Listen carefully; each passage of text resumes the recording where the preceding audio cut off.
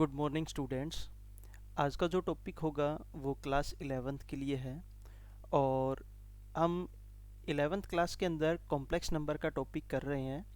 और अब तक हमने वीडियो लेक्चर 6 तक हमने कॉम्प्लेक्स नंबर का मॉडुलस फॉर्म हमने पढ़ा है और किस टाइप से किसी भी कॉम्प्लेक्स नंबर का कॉन्जुगेट हम फाइंड आउट करते हैं और इनकी प्रॉपर्टीज़ हमने पढ़ी है और मॉडुलस की प्रॉपर्टीज़ भी हमने बड़े अच्छे से समझी हैं। और इनके ऊपर जो क्वेश्चन थे वो एक्सरसाइज प्रीवियस जो एक्सरसाइज है 5.3, उस एक्सरसाइज के अंदर हमने मॉडुलस की प्रॉपर्टीज़ के ऊपर और कॉन्जुगेट की प्रॉपर्टीज़ के ऊपर हमने क्वेश्चन किए थे। अब हम नेक्स्ट एक्सरसाइज पर चलते हैं, लेकिन नेक्स्ट एक्सरसाइज पर जाने से पहले हम उस एक्सरसाइज के फर्स्टली बेसिक कॉन्सेप्ट्स को क्लियर करेंगे जो कॉन्सेप्ट उस एक्सरसाइज के अंदर यूज होंगे। तो अगर बात बेसिक कॉन्सेप्ट्स की है तो सबसे पहले हम कॉम्प्लेक्स नंबर का रिप्रेजेंटेशन देखेंगे कि किसी भी कॉम्प्लेक्स नंबर को हम किसी प्लेन में एक्स वाई प्लेन में किस टाइप से रिप्रेजेंट करते हैं और उसका मीनिंग क्या होता है। और उसके बाद पोलर फॉर्म हम पढ़ेंगे कॉम्प्लेक्स नंबर की, पोलर फॉर्म क्या होती है, और एम्पलीट्यूड भी हम फाइंड आउट करेंगे कि किस टाइप से किसी भी कॉम्प्लेक्स नंबर में कॉम्प्लेक्स नंबर का एम्पलीट्यूड फाइंड आउट किया जाता है और उसकी आर्गूमेंट की वैल्यू जो है वो फाइंड आउट की जाती है। और उसके बाद कुछ और भी बेसिक रिप्रेजेंटेशन है, ज्योमेट्रिकल कॉन्सेप्ट हैं, जैसे कि मैंने बोल दिया representation of a complex number, negative complex number को कॉम्प्लेक्स प्लेन के अंदर रिप्रेजेंट करके दिखाओ। कॉन्जुगेट जो करते हैं हम कॉम्प्लेक्स नंबर का उसको कॉम्प्लेक्स प्लेन के अंदर रिप्रेजेंट करके दिखाओ। और उसके बाद कुछ और भी बेसिक रिजल्ट्स आते हैं, जैसे कि हमने वहाँ पर पढ़ा था बेसिक कॉन्सेप्ट में, अगर हम ज्योमेट्रिकल की बात करें कि geometrical representation sum of the two complex number, difference of the two complex number, इनका हमने ज्योमेट्रिकल रिप्रेजेंटेशन पढ़ना है। और किसने भी दो कॉम्प्लेक्स नंबर की प्रोडक्ट करवाते हैं तो इनको किस टाइप से हम ज्योमेट्रिकली रिप्रेजेंट करते हैं। तो बच्चों सबसे पहले जो मैंने आपको बताया कि किन्हीं भी दो कॉम्प्लेक्स नंबर का सम करते हैं, इनको ज्योमेट्रिकल फॉर्म में रिप्रेजेंट करना है प्लेन में रिप्रेजेंट करके दिखाना है। किन्हीं भी दो कॉम्प्लेक्स नंबर का डिफरेंस हमने ज्योमेट्रिकली रिप्रेजेंटेशन शो करनी है और मल्टीप्लिकेशन भी हमने शो करनी है। तो आज के इस वीडियो लेक्चर के अंदर मैं आपको ओनली ऑन बस representation of a complex number in a complex plane and polar form और इनका एम्पलीट्यूड और इनकी मॉडुलस की वैल्यू और आर्ग्यूमेंट की वैल्यू और इसके आर्ग्यूमेंट के ऊपर पोलर फॉर्म के ऊपर कुछ बेसिक कॉन्सेप्ट हैं उनके बारे में ही बताऊंगा। तो बच्चों इस लेक्चर को करने के बाद जो मैंने रिजल्ट्स बताए, जैसे मैंने बोला geometrical representation of a quotient of the two complex number, addition of the two complex number, multiplication of the two complex number, ये जो कॉन्सेप्ट हैं ये कॉन्सेप्ट मैं आपको वर्कशीट में दूंगा, आपने उनको बड़े अच्छे से समझना है। इनका जो प्रूफ करने का प्रोसीजर है वो किसी भी एग्जाम में पूछा नहीं जाता है, ओनली और बस आपने उनके रिजल्ट्स याद रखने हैं। तो वो जो वर्कशीट के अंदर मैं जो ये आपको होमवर्क दूं वो आपने करने की कोशिश करनी है। अगर उनमें कोई प्रॉब्लम आप फेस कर रहे हो तो उन प्रॉब्लम का सॉल्यूशन भी आपने पूछना है। तो आज जो हम करेंगे वो हम ये करेंगे representation of a complex number in a complex plane और पोलर फॉर्म, और कॉम्प्लेक्स नंबर की हम आर्गुमेंट की वैल्यू और एम्पलीट्यूड की वैल्यू हम फाइंड आउट करना सीखेंगे। तो फिर चलिए बच्चों हम अपने टॉपिक को स्टार्ट करते हैं। तो सबसे पहले जो कॉन्सेप्ट आता है वो कॉन्सेप्ट मैंने लिया representation of a complex number. मैंने फर्स्ट टॉपिक लिया representation of a complex number in a complex plane, in a complex plane, complex plane, कि किसी भी कॉम्प्लेक्स नंबर को हम रिप्रेजेंट करेंगे कॉम्प्लेक्स प्लेन के अंदर। जो हमारे पास कोऑर्डिनेट प्लेन होता है उसी कोऑर्डिनेट प्लेन को हमने नाम दिया है कॉम्प्लेक्स प्लेन।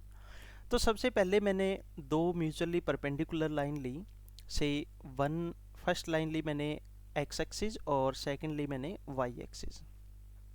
जो हॉरिजॉन्टल जो लाइन है इस हॉरिजॉन्टल लाइन को मैंने नाम दिया ओ एक्स, और वर्टिकल जो लाइन है इस वर्टिकल लाइन को मैंने नाम दिया ओ वाई। जहाँ पर भी ये दोनों एक्सिस इंटरसेक्ट करती हैं उसको हम रिकॉल करते हैं ओरिजिन से, उसको हम ओरिजिन से रिकॉल करते हैं, और इसके जो कोऑर्डिनेट होते हैं वो कोऑर्डिनेट हमारे पास क्या होते हैं, 0 और 0। यहाँ पर x की वैल्यू भी 0 होती है, x की वैल्यू भी हमारे पास 0 होती है, और y की वैल्यू भी क्या होती है, 0 होती है। अब तक हमने ये पढ़ा था कि जड कोई भी कॉम्प्लेक्स नंबर है, जड हमने कोई भी कॉम्प्लेक्स नंबर लिया और इस कॉम्प्लेक्स नंबर को हम रिप्रेजेंट करते हैं, तो वो हम लिखते हैं a प्लस आयोटा b। ये फॉर्म हम रिप्रेजेंट करते हैं। और यहाँ पर a और b ये जो दोनों नंबर हैं, ये दोनों हम क्या लेते हैं, real number.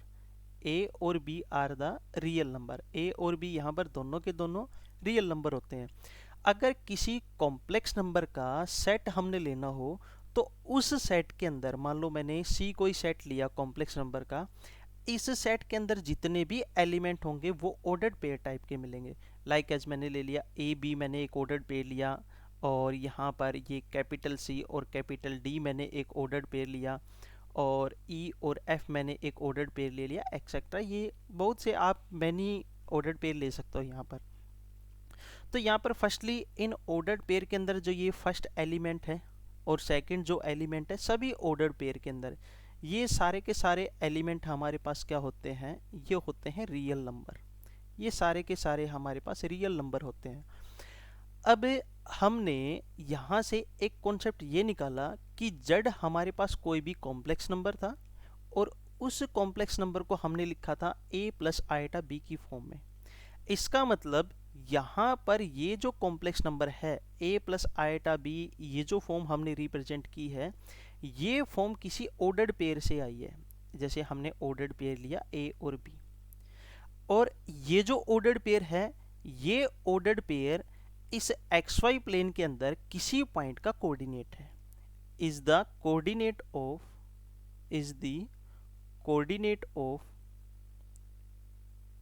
coordinate of any point in the xy plane। ये xy प्लेन के अंदर किसी भी पॉइंट के, जनरल पॉइंट के कोऑर्डिनेट हैं। तो सिंपल सी बात हुई कि मैंने यहाँ पर xy प्लेन के अंदर कोई भी एक पॉइंट लिया P, ये मैंने P पॉइंट लिया, और इस P पॉइंट के कोऑर्डिनेट लिए मैंने A और B।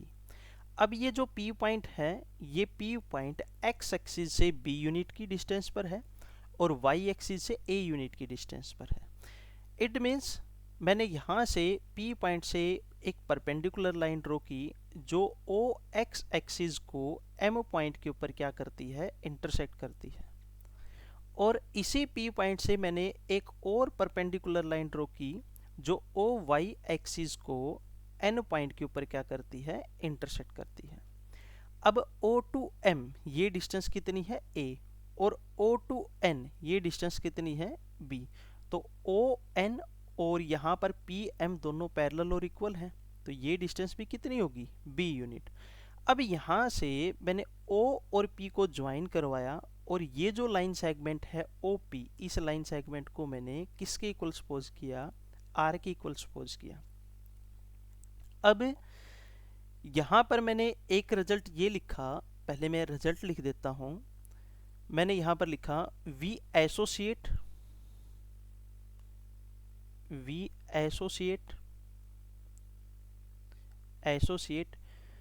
with each complex number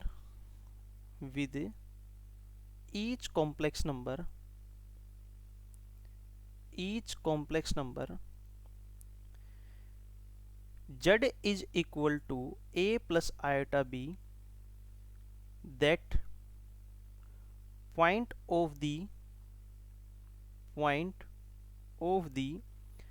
Cartesian plane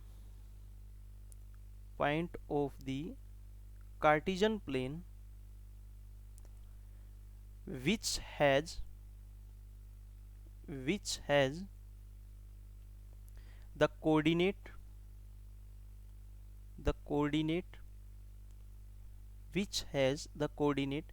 a and b, and conversely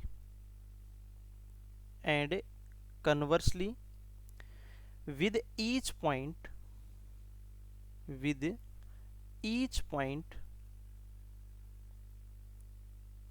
with each point having the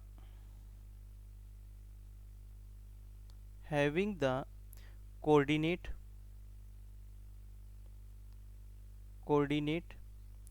A and B, coordinate A and B, we associate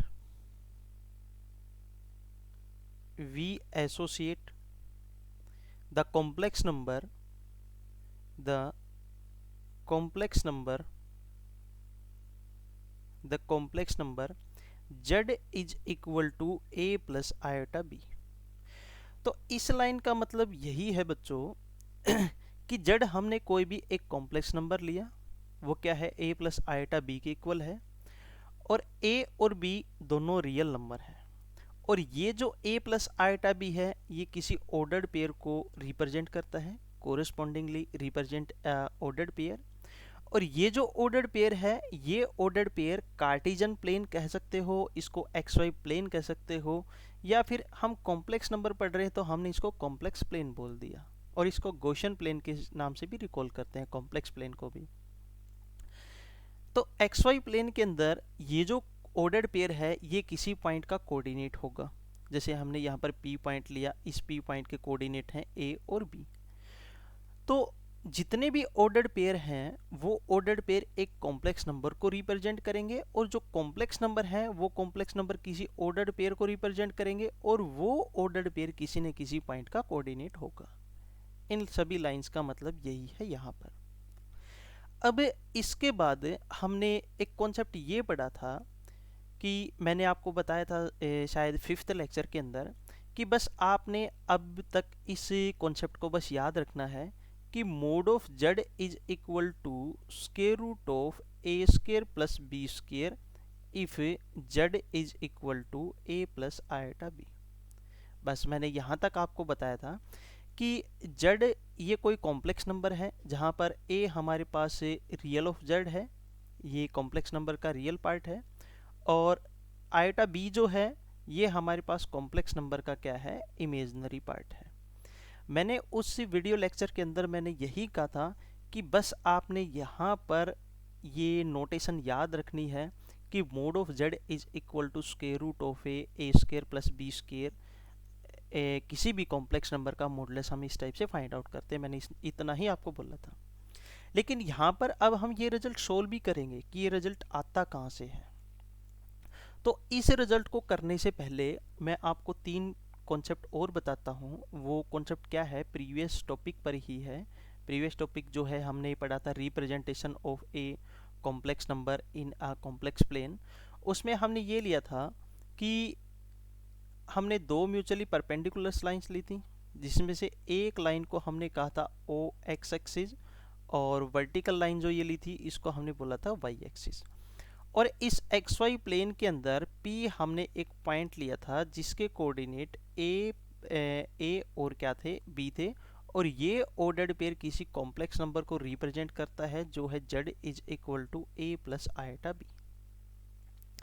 अब यहाँ पर इस P पॉइंट की y axis से जो distance है, sorry x axis से जो डिस्टेंस है वो कितनी है, हमारे पास b यूनिट डिस्टेंस है, b यूनिट की डिस्टेंस में।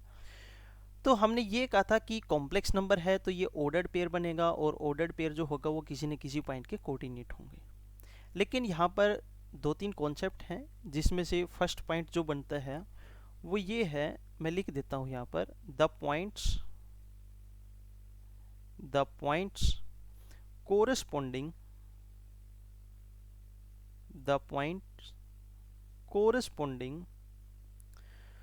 To complex number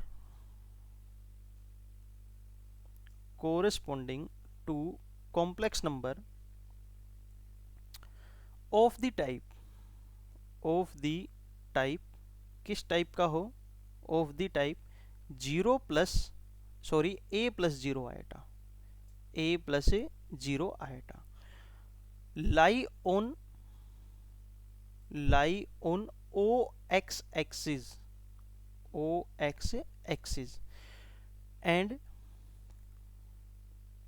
and the complex number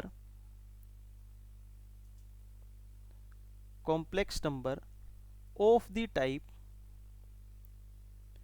complex number of the type 0 plus iota b lie on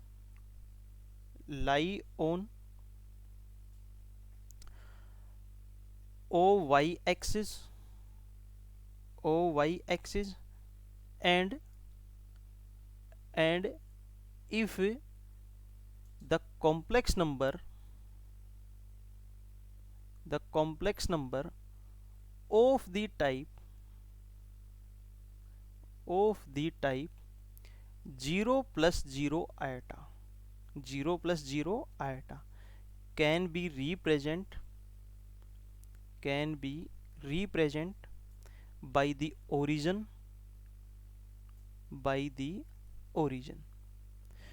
तो इन लाइंस का मतलब क्या हुआ, अगर complex number a plus 0 iota इस फॉर्म का है तो इसका मतलब ये जो पॉइंट है ये पॉइंट इस ओ एक्स एक्सिस के ऊपर लाई करेगा, क्योंकि यहाँ पर y कोऑर्डिनेट क्या है 0 है, ये a जो है ये x के लिए वैल्यू थी और 0 जो है वो y के लिए वैल्यू है।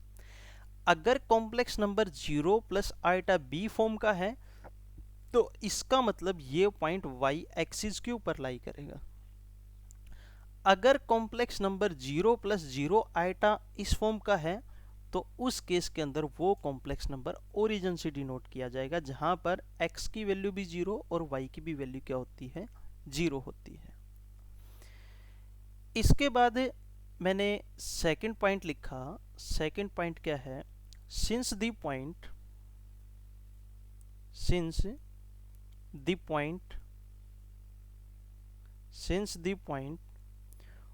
on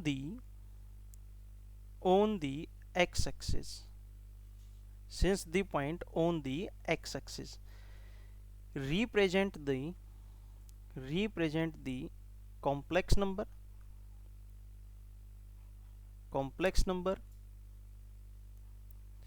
with imaginary of z is equal to 0। इसका मतलब क्या हुआ कि जिस कॉम्प्लेक्स नंबर में इमेजिनरी पार्ट 0 की इक्वल हो तो वो क्या बोला जाता है, और वो कॉम्प्लेक्स नंबर एक्स एक्सिस के ऊपर लाई करेगा और उस एक्सिस को हम क्या कहेंगे real x axis. The axis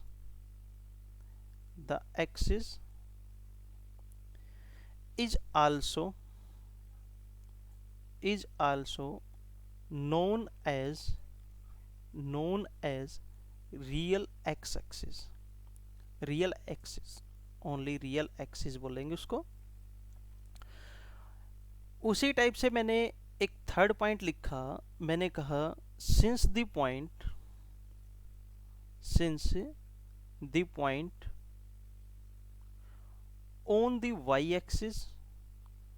on the y-axis represent the complex number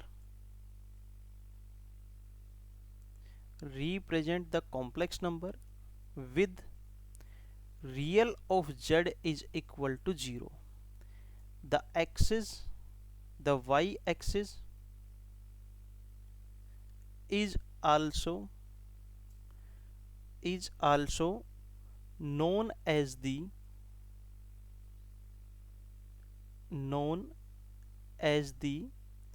imaginary axis।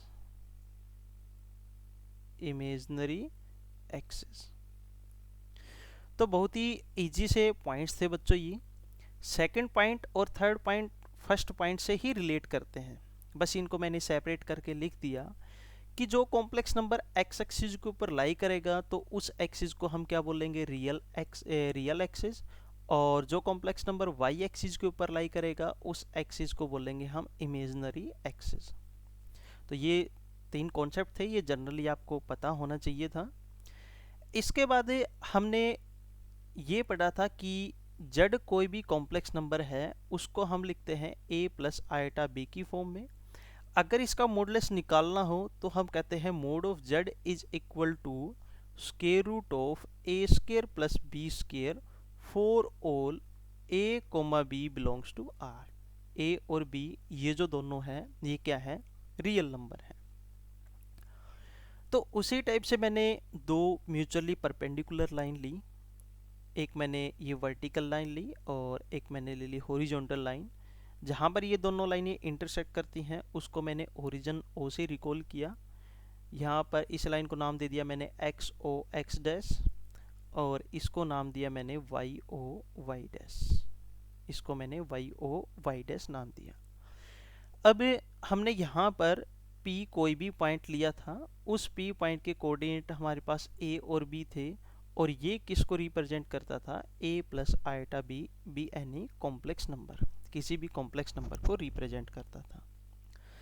अब ये जो B पॉइंट है, ये B पॉइंट x एक्सिस से कितनी यूनिट की डिस्टेंस पर है, वो है B यूनिट की डिस्टेंस पर, और y एक्सिस से कितनी यूनिट की डिस्टेंस पर है, वो है a यूनिट की डिस्टेंस पर। o यानी कि हम ये भी कह सकते हैं कि P से हमने एक परपेंडिकुलर लाइन ड्रॉ की जो o x एक्सिस को m पॉइंट पर इंटरसेक्ट करती है, और P पॉइंट से हमने एक और परपेंडिकुलर लाइन ड्रॉ की जो o y एक्सिस को n पॉइंट पर इंटरसेक्ट करती है। हमने o और p को ज्वाइन करवाया, o और p को ज्वाइन करवाया तो ये जो लाइन सेगमेंट बना, इस लाइन सेगमेंट को मैंने नाम दिया r। o से लेके m तक जो डिस्टेंस है वो a यूनिट की डिस्टेंस पर है, और p m इन दोनों पॉइंटों की जो डिस्टेंस है वो b यूनिट की डिस्टेंस है। इसके बाद यहाँ पर ये जो m है ये एंगल बनता है 90 डिग्री का, अगर P पॉइंट से हम ओ एक्स एक्सिस के ऊपर परपेंडिकुलर लाइन ड्रॉ करेंगे तो मैंने यहाँ पर मेरे पास से ओ एम पी ये एक राइट एंगल ट्रायंगल बनती है। इस राइट एंगल ट्रायंगल में मैंने पाइथागोरस थ्योरम अप्लाई की। पाइथागोरस थ्योरम क्या होती है, H square is equal to B square plus P square, ये क्या होती है हमारे पास पाइथागोरस थ्योरम।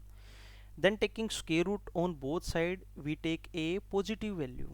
पॉजिटिव क्यों लेते हैं, हमारे पास आती तो ये है दो value, h is equal to plus minus square root of A B square plus A P square, लेकिन हम यहाँ पर पॉजिटिव रिजल्ट लेते हैं। क्यों, h जो है वो किन्हीं दो पॉइंटों की डिस्टेंस को रिप्रेजेंट करता है और डिस्टेंस कभी भी नेगेटिव नहीं होती है। तो हम लास्ट में रिजल्ट क्या लिखते हैं, h is equal to square root of A square plus B square. तो उसी टाइप से यहाँ पर हाइपोटेन्यूज की वैल्यू है r, मैं लिखा r square is equal to base का स्क्वायर प्लस परपेंडिकुलर का square, it means a square plus B square. Taking square root on both side then we get the value of r is equal to square root of A square plus B square, यानी कि इसको mod of r से represent करते हैं। Mod of r इसे लिखा क्योंकि distance positive में होती है। तो इसका मतलब r जो है ये r o और p इन दोनों पॉइंटों के बीच की जो डिस्टेंस थी, और मोड ऑफ r की वैल्यू क्या निकली हमारे पास, square root of A square plus B square. तो इसका मतलब ये हुआ कि एक्चुअल में जो मॉडुलस की जो वैल्यू हम निकालते हैं वो मॉडुलस की वैल्यू ओरिजिन से उस पॉइंट की जो पॉइंट एक्स वाई प्लेन में है उन दोनों पॉइंटों की बीच की डिस्टेंस को रिप्रेजेंट करती है मॉडुलस वैल्यू, और हमने यहाँ पर यही कैलकुलेट करके देखा है। तो इसलिए हम कहते थे कि z is equal to a plus iota b है। अगर इसका मॉडुलस हमने निकालना हो तो हम क्या करते हैं, mod of z is equal to square root of A square plus B square. तो ये तो थी बच्चों मॉडुलस की वैल्यू। उसके बाद हमारे पास कुछ कॉन्सेप्ट और आते हैं। वो कॉन्सेप्ट क्या है, जैसे मैंने लिया एक कॉन्सेप्ट, मैंने ये लिया represent of negative of a complex number, negative of a complex number in complex plane, in complex plane. तो इसको हम डायग्रामेटिकली समझेंगे। हमने दो म्यूचुअली परपेंडिकुलर लाइन ली, एक हमने ली y एक्सिस और एक हमने ली x एक्सिस। ये हो गया x o x dash and this one is the y o y dash। अब यहाँ पर एक P पॉइंट लिया, P पॉइंट के कोऑर्डिनेट हमने लिए A और B, ये रिप्रेजेंट करता है कॉम्प्लेक्स नंबर को, वो हमने लिखा A प्लस आयटा B।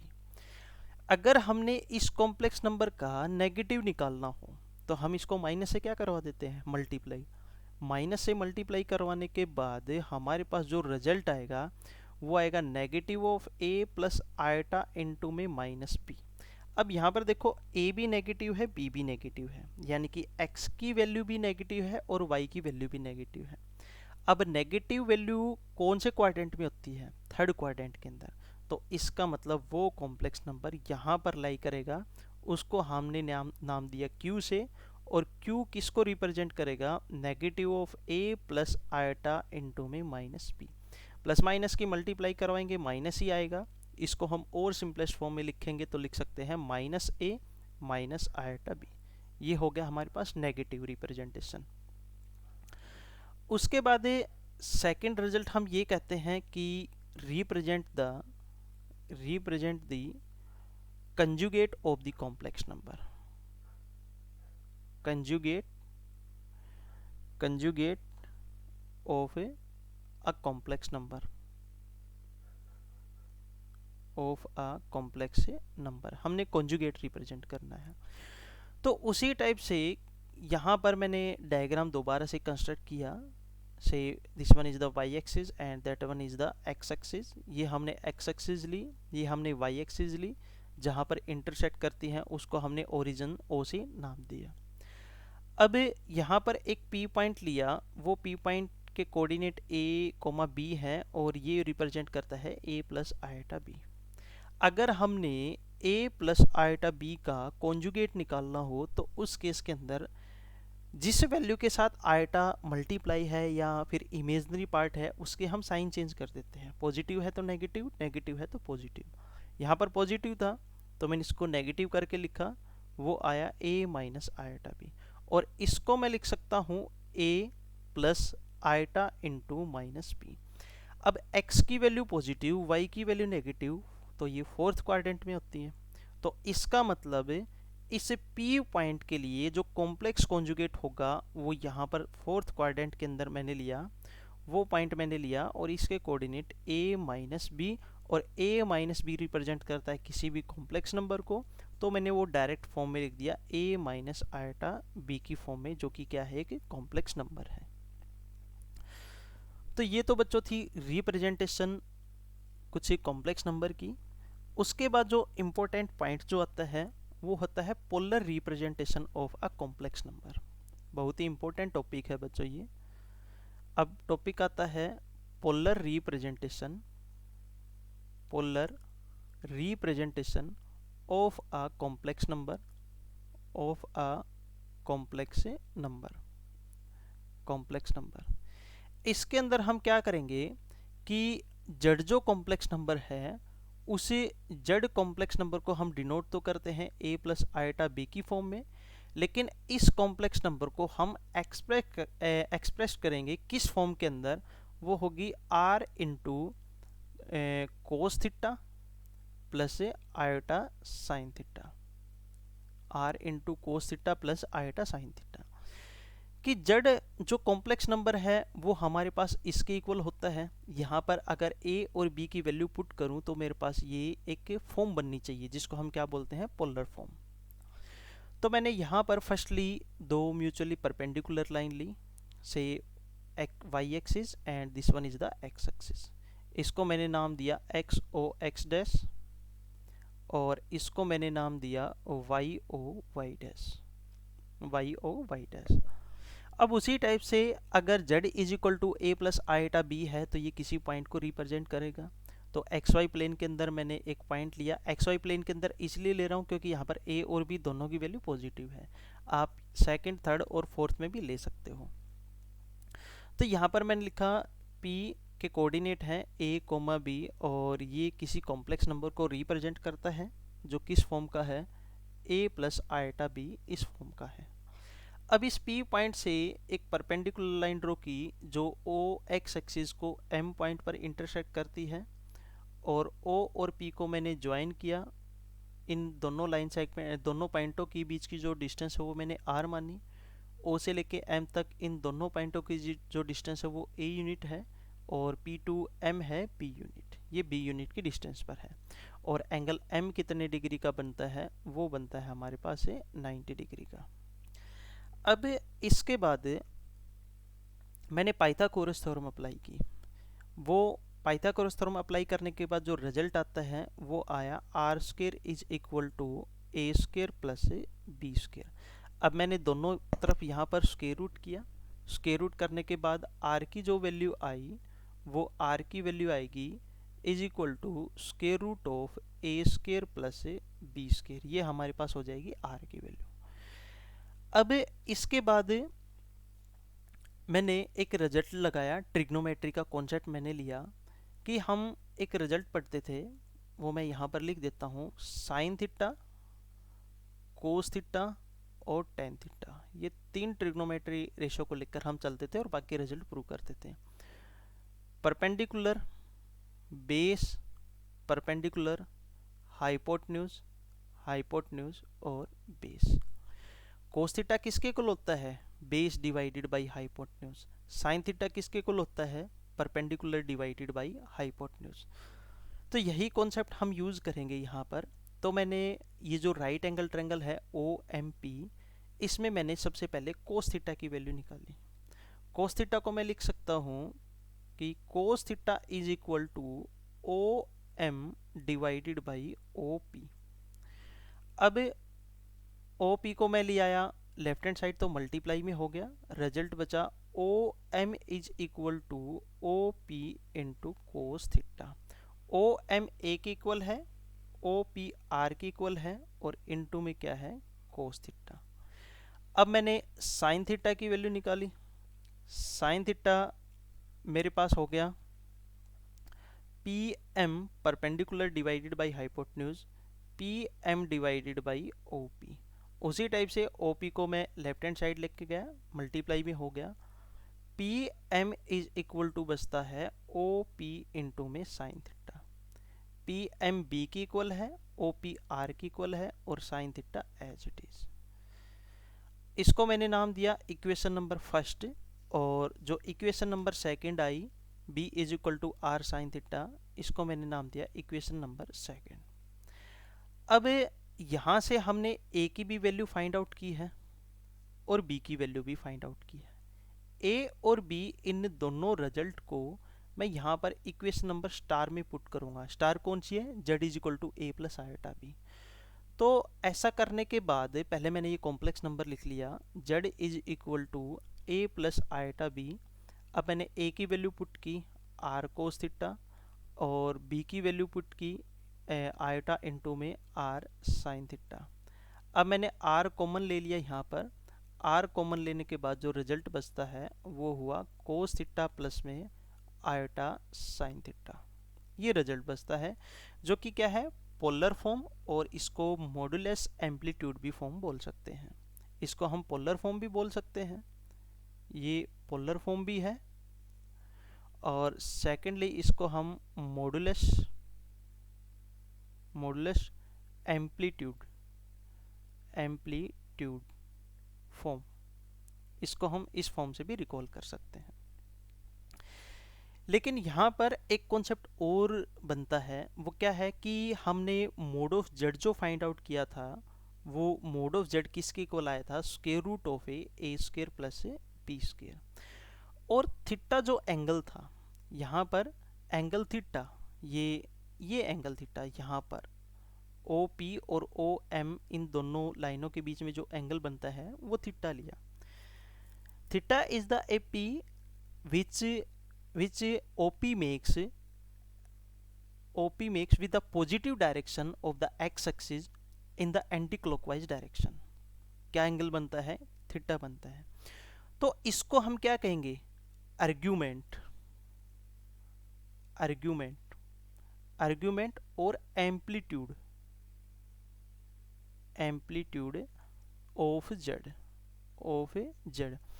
और थीटा की वैल्यू हम कौन से रेशियो से फाइंड आउट करेंगे, टेन थीटा से, परपेंडिकुलर डिवाइडेड बाई बेस, क्योंकि पी और एम इमेजनरी पार्ट भी होता है और रियल पार्ट भी होता है। तो यहाँ से टेन थीटा जो आएगा वो टेन थीटा किसके इक्वल होगा, imaginary of Z divided by real of Z. तो ये डिनोट करता है आर्ग्यूमेंट को, argument of Z and amplitude of Z. अब इसके बाद कुछ दो तीन पॉइंट्स और हैं, वो क्या है, थीटा हैज, मैंने यहाँ पर राइट किया सबसे पहले, theta has infinitely many values, infinitely many values differing यानी कि डिफरेंट होगी by multiplies by 2 pi, but unique value of theta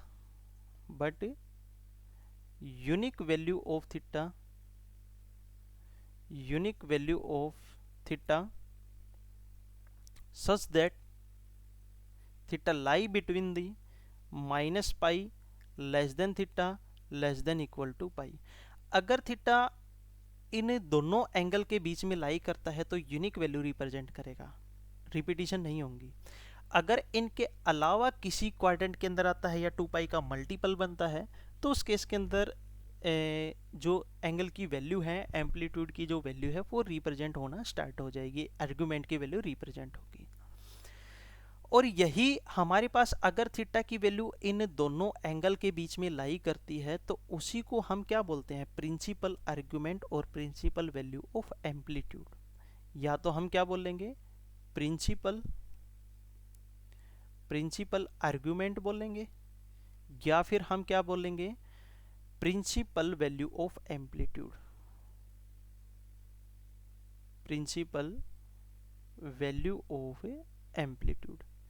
या फिर हम इसको इस नाम से रिकॉल करेंगे। लेकिन यहाँ पर भी तीन कॉन्सेप्ट बनते हैं, कुछ मेन पॉइंट हैं जो ध्यान देने के लिए हैं। फर्स्ट पॉइंट क्या बनता है, द एम्पलीट्यूड, जो थीटा की वैल्यू जो आएगी, amplitude of a positive real number is zero. और secondly the amplitude of positive purely imaginary number is π/2। Third case के अंदर the amplitude of a negative purely imaginary number is -π/2।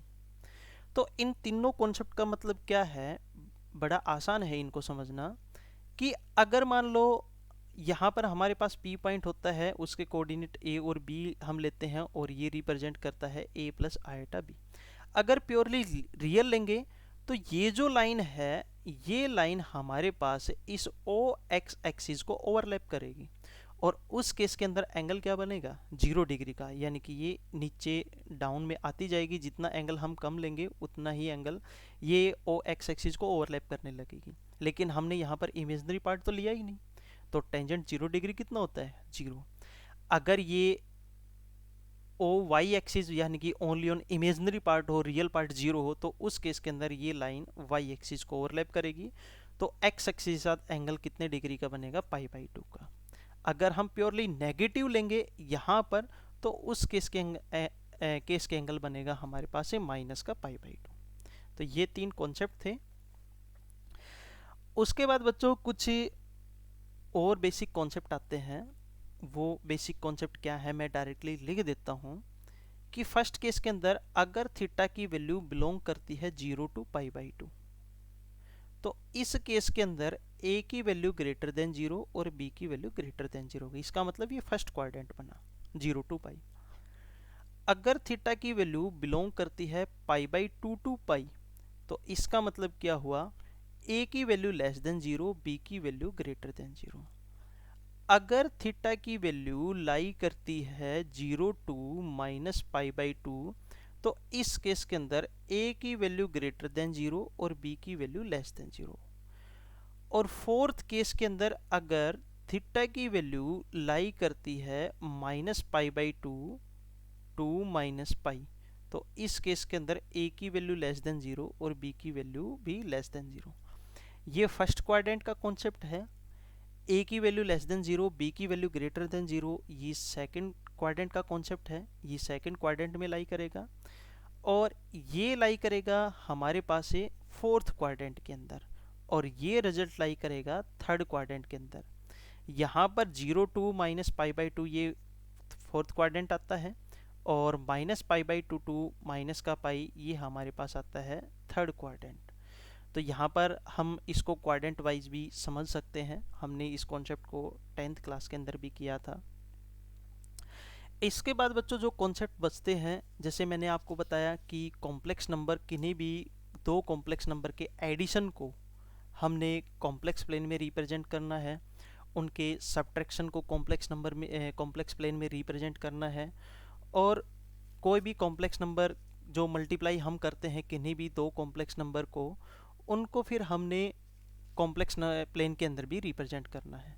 तो ये concept मैंने आपको वर्कशीट में करने के लिए दिए हैं, तो इनको आप ट्राई करके देखना। अगर कोई प्रॉब्लम हो तो आप मेरे से पूछ सकते हो, नहीं तो फिर मैं इसके बाद जो एक्सरसाइज 5.4 जो आती है, उस एक्सरसाइज 5.4 के मैं क्वेश्चन लूँगा।